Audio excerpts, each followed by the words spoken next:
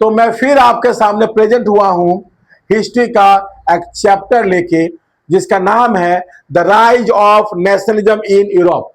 जैसे कि इससे पहले मैं आपको जो पिछला वीडियो में प्रॉमिस किया था कि मैं आपका जो है क्लास 10th का पूरा सब्जेक्ट आपको पढ़ा देंगे, यानी कि जो इंपॉर्टेंट टॉपिक होगा वो मैं आपको दे दूंगा और क्वेश्चन वहीं से बनेंगे। हमेशा क्वेश्चन वहीं से बनता है और जिस टॉपिक को मैं आपको पढ़ाऊंगा वहां से 100% आपको क्वेश्चन आने ही आने हैं। तो हिस्ट्री का जो पहला चैप्टर है उसके माध्यम से हम ये जानना चाहेंगे कि कैसे जो यूरोपियन जो मतलब कंट्रीज है, जैसे कि आपका फ्रांस, ऑस्ट्रिया, ब्रिटेन, वहां पे मोनार्की हुआ करता था और उसके बाद वहां पे मतलब डेमोक्रेसी आ गया, नेशनलिज्म की भावना आ गई और जो नेशनलिज्म की फीलिंग्स ने कैसे पूरे यूरोप को बदल के रख दिया। तो यहाँ पे अगर आप देखिएगा, गौर कीजिएगा, तो पेज नंबर 3 में एक पेंटिंग दिया गया है। ऑलराइट, और ये जो पेंटिंग है यहां से आपको 1 नंबर, 3 नंबर या 5 नंबर के क्वेश्चन आएंगे और आते हैं। ऑलराइट, तो चलो बेटा स्टार्ट करते हैं। ये जो पेंटिंग है उसका नाम है द पैक्ट बिटवीन नेशन और इसको किसने बनाया था? इसको बनाया था फ्रेडरिक सोरो नाम के एक फ्रेंच आर्टिस्ट। तो यानी कि जो फ्रेडरिक सोरो थे वो कहां के रहने वाले थे? फ्रांस के रहने वाले थे। तो ये चाचा जी मतलब क्या किए, उन्होंने ऐसे 4 प्रिंट बनाए। इन 1848 he made a famous series of 4 print. तो ऐसा जो है उन्होंने मतलब 4 प्रिंट बनाए, उसमें से आपको एक पढ़ना है। आपके सर पे थोप दिया गया है, अगर नहीं पढ़ोगे तो मैट्रिक पास नहीं करोगे।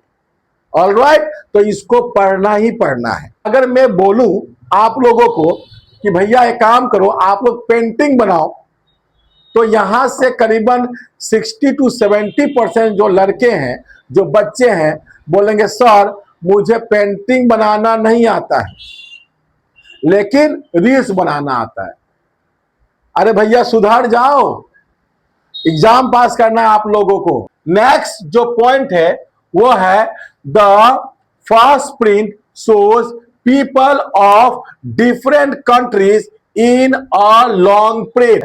तो जो पहला जो प्रिंटिंग है जो आप देख रहे हैं, यहां पे आपको बताया गया है कि पीपल ऑफ डिफरेंट कंट्रीज, जो यहां पे सिटीजन है वो क्या कर रहे हैं? अपने अपने कंट्री को रिप्रेजेंट कर रहे हैं। वहां पे यहां पे जो खड़े हैं वो सब सिटीजन हैं और उन लोग एक लाइन में लॉन्ग परेड में खड़े हैं। ठीक है बेटा, okay. Point number 4, each group is carrying it's on national flag. जितने भी ग्रुप आपको दिखाई दे रहे हैं बेटा जी, सबके पास अपना अपना राष्ट्रीय झंडा है। हम लोग का भी है। Next point, the USA and Switzerland are shown at the front because they were already republic। यहां पे बताया गया है, यहां पे सिर्फ 2 कंट्री का नाम लिया गया है। किसका किसका? यूएसए और स्विट्जरलैंड का। ये जो कंट्री है बेटा ऑलरेडी रिपब्लिक हो चुका है, इसीलिए वो देखोगे आप लोग स्टैच्यू ऑफ लिबर्टी के आगे है। यानी कि ये जो कंट्री है सबको डेमोक्रेटिक राइट मिल चुका है। राजा का बाजा बज चुका है, राजा क्लीन बोल्ड हो चुका है। अब जो है यहां पे राजतंत्र नहीं है, लोकतंत्र है। अब जितने भी यहां पे आप पब्लिक दिखाई दे रहा है सब एकजुट हो चुके हैं। एक बात तो बताओ, आप लोग के फैमिली में सब एकजुट कब होगा? मैं बताता हूं, मैं भी भविष्यवाणी कर सकता हूं। जैसे कि यहाँ पे जो थे फ्रेडरिक सोरो, उन्होंने किया था। 6 महीने बाद आपका माँ, पापा, बहन, भाई, चाचा सब एकजुट होने वाले हैं और उस समय आपका कुटाई और पिसाई शुरू हो जाएगा अगर आपका एग्जाम अच्छा नहीं होगा तो।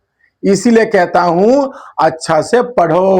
तो यूएसए एंड स्विट्जरलैंड जो है वो एज ए टूरिस्ट गाइड बने हुए हैं, है ना। और उसके पीछे पीछे देखो, हाँ यहां पे आ जाओ 6 नंबर पे point, France, Germany and other European countries are also shown. उसके पीछे पीछे जो है फ्रांस, जर्मनी और जो यहां पे यूरोपियन कंट्रीज है वो क्या कर रहे हैं, उसके पीछे पीछे जा रहे हैं। और क्यों जा रहे हैं, क्योंकि वो भी अब रिपब्लिक होने की कगार पे है, यानी कि ये दोनों कंट्री रिपब्लिक हो चुके हैं और उसके पीछे पीछे ये सब जितने कंट्री है वो सब रिपब्लिक होने वाले हैं। आपको एक काम करना है बेटा, क्या काम करना है, ये सब पॉइंट को बस आपको दिमाग में रखना है, ठीक है। हम आपको क्वेश्चन आंसर देंगे और 100% वही आएंगे। फाइन। नेक्स्ट पॉइंट है people are marching toward the Statue of Liberty. जो पीपल आपको दिखाई दे रहे हैं, जो सिटीजन आपको दिखाई दे रहे हैं, वो कहां जा रहे हैं, स्टेच्यू ऑफ लिबर्टी की तरफ जा रहे हैं, ठीक है। नेक्स्ट पॉइंट है angels are shown in the sky symbolising freedom and peace. जो एंजल आपको दिखाई दे रहे हैं, यहां पे जो परियां दिखाई दे रही है, जो भगवान आपको दिखाई दे रहे हैं जीसस क्राइस्ट, उन लोग भी बहुत खुश है और उन लोग क्या सिंबलाइज कर रहे हैं, फ्रीडम एंड पीस का, आजादी और शांति का। अगर आप अच्छा काम करोगे भगवान भी खुश रहता है, ठीक है। Next point, the whole scene represent Sorrieu's dream of a world made of free democratic nation. तो सोरो ने, फ्रेडरिक सोरो ने क्या सपना देखा था कि ऐसा दुनिया आएगा, एक काल्पनिक दुनिया होगा जहां पे क्या होगा, यानी कि जितने भी नेशन है सब फ्री हो जाएंगे, सबको फंडामेंटल राइट मिलेगा, ठीक है, मोनार्की हट जाएगा और सबको डेमोक्रेटिक मिलेगा, ठीक है। यह सपना किसने देखा था, फ्रेडरिक सोरो ने देखा था। नेक्स्ट पॉइंट है it highlights ideas of liberty, equality, fraternity and nationalism. आपको लग रहा होगा कि यह सब दवाई का नाम है कि नहीं, लेकिन ऐसा नहीं है बाबू, ये सब दवाई का नाम नहीं है, ये सब याद करना है आपको, ठीक है। लिबर्टी मतलब क्या होता है, आजादी। अब कुछ बच्चे वहां बैठे रहे होंगे, बोलोगे सर हम तो लिबर्टी का शूज पहने हुए हैं। ठीक है भैया, लिबर्टी का शोरूम भी होता है, जूता भी होता है, लेकिन वो बात आपको नहीं बताई गई है। लिबर्टी मतलब होता है आजादी, घूमने की आजादी, बोलने की आजादी। हम लोग जो है डेमोक्रेटिक कंट्री में है, तो हमें घूमने की, बोलने की आजादी है कि नहीं है, फंडामेंटल राइट्स में मिला कि नहीं मिला, उसी को लिबर्टी बोला जाता है। यानी कि सर आजादी मिल गया, अब साइकिल उठाए और चले गए अपने फ्रेंड से मिलने के लिए, ये आजादी नहीं, ये गलत है। नेक्स्ट क्या बेटा, इक्वालिटी, बराबरी का अधिकार। अब बोलोगे सर ये क्या होता है, देखो अपने इंडिया में हिंदू, मुस्लिम, सिख, ईसाई, बुद्धिस्ट, मतलब बहुत सारे धर्म के लोग रहते हैं, फिर भी सबको फंडामेंटल राइट मिला गया है, सबको बराबरी का अधिकार मिला गया है, सबको वोट का अधिकार मिला गया है, उसको हम लोग कहेंगे इक्वालिटी, मतलब बराबरी का अधिकार। अब ऐसा नहीं कि सर मेरे पापा जो है हमको छोटा मानते हैं, हमको अपने सा क्यों नहीं मानते हैं, ऐसा बिल्कुल नहीं। ये डिफरेंस कब होता है, because he is your parents, then try to respect him, okay. Next, fraternity मतलब ब्रदरहुड।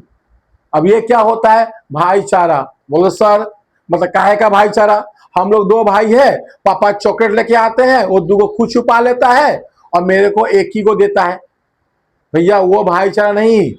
भाईचारा मतलब होता है आपस में मिलजुल के रहना, हिंदू मुस्लिम सिख ईसाई सब है भाई भाई, है ना, उसको कहते हैं भाईचारा। नेक्स्ट क्या है? नेशनलिज्म, राष्ट्रवाद। ये क्या होता है?